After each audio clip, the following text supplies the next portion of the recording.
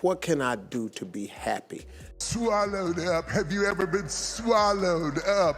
Have you gone through a time of swallowing? I'm very much in a space right now where I'm not doing anything that's going to compromise my peace and happiness. It seems like Lori Harvey has let slip some intriguing details about her stepfather, Steve Harvey, allegedly getting into some wild shenanigans with Diddy and Bishop Jakes. To make matters worse, there are speculations that Harvey allegedly went further to pimp out his daughter to Diddy. Diddy and Lori Harvey, they're heating things up in Italy. Notice her arm is on the back of his chair. I think it's more interesting that Steve Harvey's there. So, what exactly is going on? According to recent reports, it seems Steve might be taking orders from the bad boy CEO to the point that even his own family members aren't off limits. That's right. The claims aren't only tied to Steve, they're also tied to his daughter. A couple of months ago, model and entrepreneur Lori Harvey sat down with E! News host Adrienne Bailon in a video interview released recently and said she often hears claims that she is in a relationship with someone whom she hasn't even met in person. Lori, who on a few occasions was spotted with the bad boy honcho, insisted that she never dated the musician, a revelation that has now left fans wondering if that was indeed a confirmation that Diddy may not be who we all thought he was. However, that was not the story in the media then. According to reports, rumors began circulating that Lori had started dating Sean Diddy Combs in July 2019. The pair were pictured together numerous times in Italy, Mexico, New York City, and Atlanta during their alleged romance. During one of their vacations, Lori was spotted with her arm around Diddy during a dinner with Lori's stepfather, Steve Harvey. Diddy's son, Christian Combs, even gave an insight into their relationship during a red carpet appearance, saying, "They are good. They're just being private time. That's up to them." While the pair never publicly spoke about their relationship, people close to them mentioned that they might have only been a fling, as opposed to being a full-blown couple. Him and Lori had a fun fling, but Diddy is still healing and focusing on himself right now, explains our insider. He is not ready to be in a long-term committed relationship and is focusing on his kids right now. However, it seems all of that might have just been a cover-up for Diddy's alleged other inclinations, as fans started to point out that Diddy used Lori for a different purpose than most of us think. One user tweeted, "Y'all really think Cassie said a prayer and is an example when I really just believe she was Diddy's cover-up because he's gay. She's out of her contract and now Lori Harvey up next." Speaking of Cassie, on November 16th, she initiated legal proceedings in federal district court in Manhattan, accusing hip-hop mogul Diddy of physically mistreating her throughout their decade-long relationship. Ventura and Diddy reportedly crossed paths in 2005 when she was 19 years old. In the subsequent year, Ventura signed with Combs' record label Bad Boy Records, where she released her debut, self-titled album. Their romantic involvement commenced in 2007. According to documents obtained by the New York Times, Ventura contends that Combs began displaying signs of control and abuse after the release of her debut album. She alleges that the mogul aggressively pressured her to consume copious amounts of drugs and was frequently violent throughout their relationship until it concluded in 2018. The extensive legal complaint also provides distressing details on several incidents in which Diddy purportedly essayed and RA'd the singer. After years in silence and darkness, Ventura stated through her lawyer, "I am finally ready to tell my story and to speak up on behalf of myself and for the benefit of other women who face violence and abuse in their relationships." In a statement, Diddy's attorney Ben Brafman vehemently denied the allegations against his client, asserting that the lawsuit was riddled with baseless and outrageous lies, aiming to tarnish Mr. Combs' reputation. On November 17, 2023, Cassie and Diddy reached an amicable settlement just one day after Cassie filed a lawsuit against Diddy. The former couple reportedly resolved the case for an undisclosed amount. Cassie stated in an official statement following the settlement, "I have decided to resolve this matter amicably on terms that I have some level of control." Diddy's lawyer Ben Brafman confirmed the settlement, but emphasized in an additional statement that it did not imply an admission of wrongdoing. On November 22, 2023, Macy's announced that they are phasing out Diddy's Sean John fashion brand. Since 2010, Diddy's fashion brand Sean John had an exclusive distribution deal with Macy's, making the department store the sole distributor of the brand at a retail and online level. After more than a decade in partnership, however, Macy's revealed it is in the process of phasing out the brand. It is worth noting that Macy's did not state its phasing out was in relation to Cassie's lawsuit, but a result of evaluating their current brand portfolio. On November 23, 2023, a second woman filed a lawsuit against Diddy, accusing him of and essaying her. The woman alleges that the incident occurred while she was a student at Syracuse University in 1991. According to the lawsuit, after eating at a Harlem restaurant, the two went to a studio. He then escorted her back to another location before allegedly and assaulting her. The unidentified victim also alleges that Combs filmed the assault and shared the video with other men, claiming to be a victim of revenge.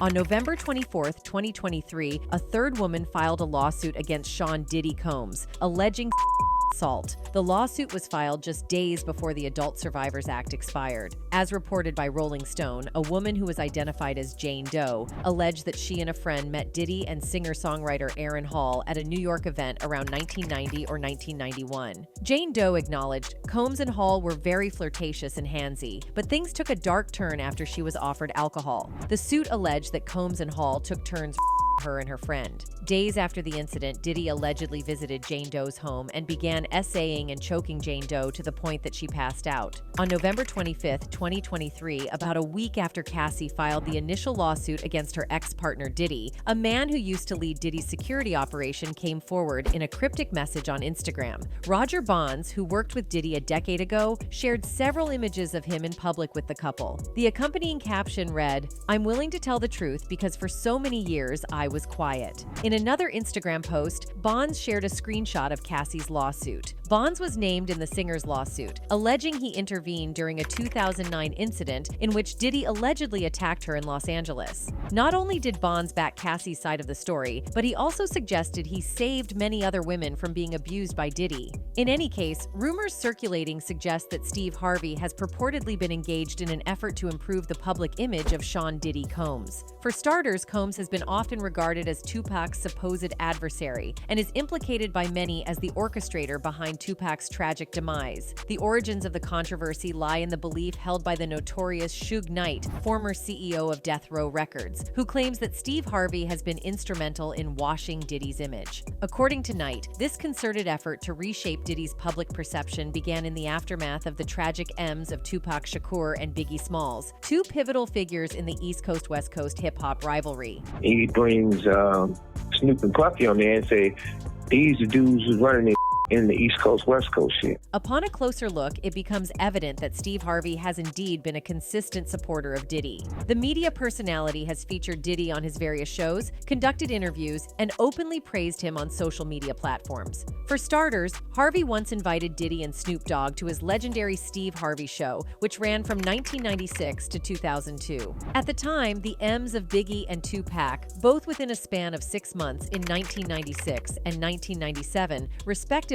had sent shockwaves through the hip-hop community. The East Coast-West Coast rivalry had reached a tragic climax, leaving fans mourning the loss of two of the genre's most prominent figures. Amidst the grief and speculation surrounding these events, Harvey extended invitations to Sean Diddy Combs and Snoop Dogg to appear on his show. The show's format allowed for engaging conversations, and Harvey saw an opportunity to bring together two influential figures to address the prevailing tensions. Both Diddy and Snoop Dogg accepted Steve Harvey's invitation, marking a significant moment in the aftermath of the tragedies. The episode, which aired in the late 90s, showcased a candid and reflective conversation between the three men. They discussed the impact of Biggie and Tupac's deaths on the hip-hop community, and at one point, Diddy even revealed that Snoop was his friend. Yo, Steve, check this, man. All that East Coast, West Coast stuff is a bunch of media hype.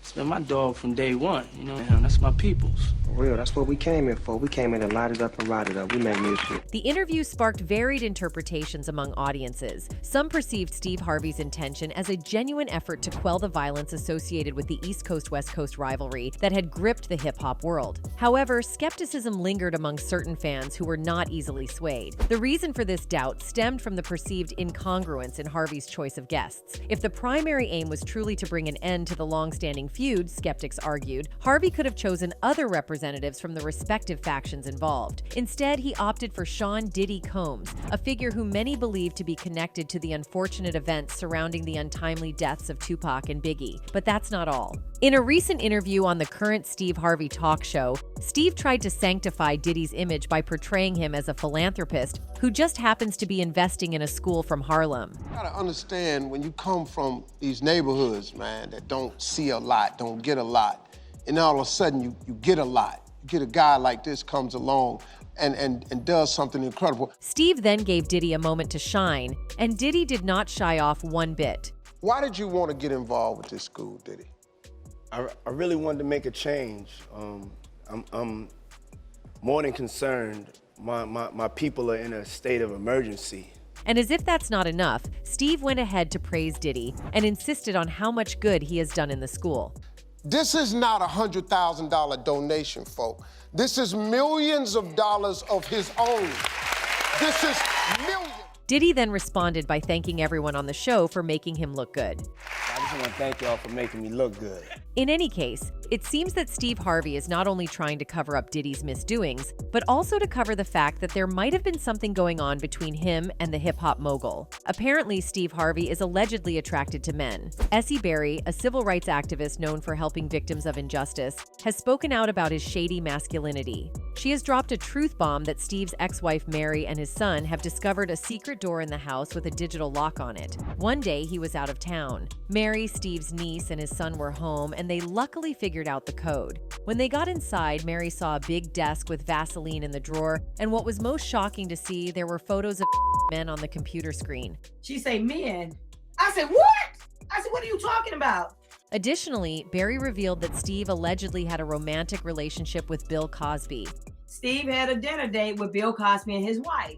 So everybody chilling, sitting down in the living room, chilling, Bill doing his thing. The fact that Steve chose to associate himself with someone like Bill Cosby has raised some eyebrows. We all know that Bill has a shady past, but trust me when I say it goes much deeper than you can imagine. Prepare to be utterly appalled, because this man's career took a devastating nosedive when he found himself entangled in a web of the most serious and seemingly never-ending allegations. Not just a few, not even a dozen, but more than 60 women have come forward, accusing Bill Cosby of SA. 3 Cosby accusers, the ones united by Gloria Allred, and one of these women was just 17 years old when she claimed she was assaulted. But despite all the damning evidence stacked against him, there was one person who stood firmly in Bill Cosby's corner, and that person was none other than the infamous Steve Harvey. But wait, it gets even juicier. Steve didn't just quietly support Cosby behind closed doors. Oh no, he boldly championed his cause in public, during interviews, and anywhere he could.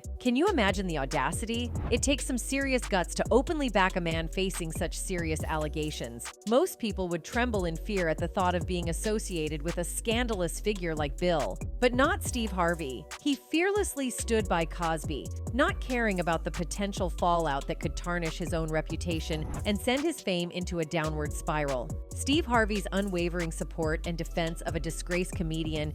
So I'm looking at this dude, he talking to white folks and telling them what to do. Right.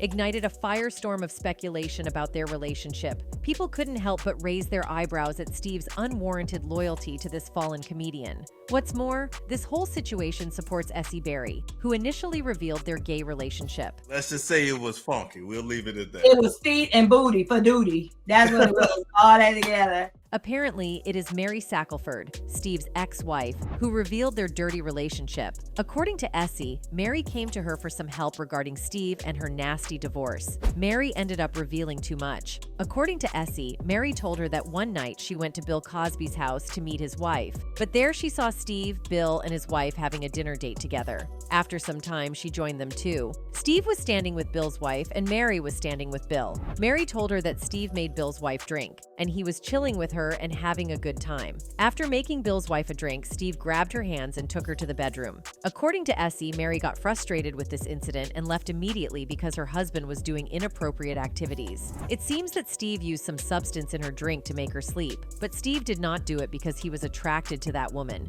Instead, he wanted to spend some time with Bill alone, and when Mary left, Steve and Bill were together. But according to Mary, Steve came home hours later draped in a funky smell. A suspicious smell always came from Bill too, and Mary asked Steve what he was smelling like. But Steve replied with a weird answer. So who was you smelling like, Steve, when you came in after Mary left? Because you was at Bill and homegirl house. So she said you had a old about yourself, like sex was all on. After this question from Mary, Steve could not even turn his eyes to Mary's because he was smelling suspicious, and his eyes had a sense of guilt in them, which proved that he had a gay relationship with Bill. So this means it was very natural for Steve to support and stand up for a beast like Bill, because apparently Steve was having a relationship with Bill. That is why he came to the media and openly spoke about how he adores and supports Bill. In any case, one person seems to be supporting Harvey's wayward ways, and that person is controversial preacher T.D. Jakes. What can I do to be happy? You have to own your own happiness. Now, T.D. Jakes has in the past couple of weeks been accused of having a close association with Harvey's other friend, Diddy. For context,